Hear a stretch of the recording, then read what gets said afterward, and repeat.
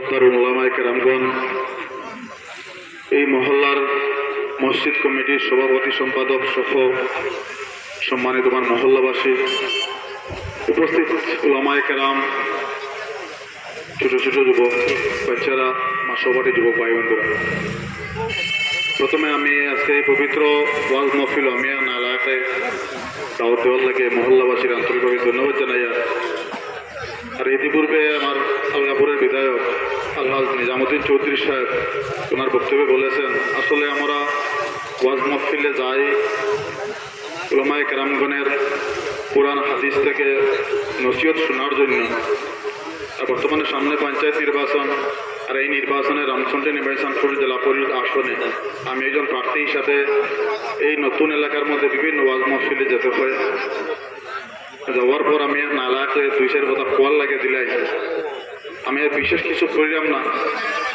সেই কথাও যে বিধায়ক সাহেব যে কথা বলছেন সত্যি কথা, বর্তমান শাসন ব্যবস্থা, সমাজ ব্যবস্থা আমরা এক জাতি জনগোষ্ঠীতে বিশেষ করে টার্গেট করিয়া লইলেইছে।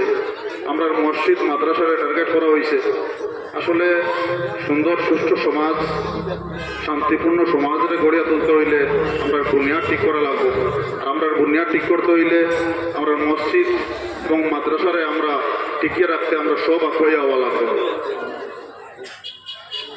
আমার লাগে খাস করে দোয়া করবা। এই পিছিয়ে ওখানে আমার আরো একটা পরিচয় আপনারা দেওয়া যায়। এই এলাকার লাগে আমি বিশেষভাবে ঋণী। ওলামায়ে কেরামগণ আছেন, এই পিছিনচার ওখানে 17/9/2004 ইংরেজিতে অ্যাক্সিডেন্ট হইয়া আমার বউ বাচ্চা জায়গাত মারা গেছিলাম, আমিও মারা গেছিলাম। আমি খবর প্রার্থনা করিয়া আইছি। আমার শরীরের যা রক্ত তা মানুষের দেওয়া। খাস করে আমার লাগে দোয়া করবা। এই পিছিনচা এলাকার মানুষের সাহায্য সহযোগিতা, এই দিন রাত যদি এই পিছিনচা এলাকার মানুষ হইতা না, আমিও মারা যাই। আমি এলাকার কাছে চিরঋণী এবং চিরকৃতজ্ঞ। খাস করে আমার লাগে দোয়া করবা, মরার আগ পর্যন্ত যাতে মানুষের এই ঋণকে পরিশোধ করার লাগিয়া জাতি, এলাকা, সমাজ, মসজিদ মাদ্রাসার খেদমত যাতে নিজের নিযুক্ত রাখতে পারি। মোট যে কোনো সময় আয়োজক আমার কোনো আফসোস নাই। আমার খবর প্রার্থনা আমি ঘুরিয়ে আইছি কলিমার সহিত যাতে মৌত হয়, আর মানুষের ডাকে মানুষের দ্বারও থাকতে পারি। কোনো রাজনীতির উদ্দেশ্য নাই। আমি নালাকে দাওয়াত দিছি, এখানে আইসি। আর এখানে এলে মসজিদের মাত্রা, এই মসজিদের বর্তমান অর্থ সমাপ্ত কাম আছে। আমার বউ বাচ্চার লাগে দোয়া করবা। খাস করিয়া আমি 50 ব্যাগ সিমেন্ট দেব ইনশাআল্লাহ।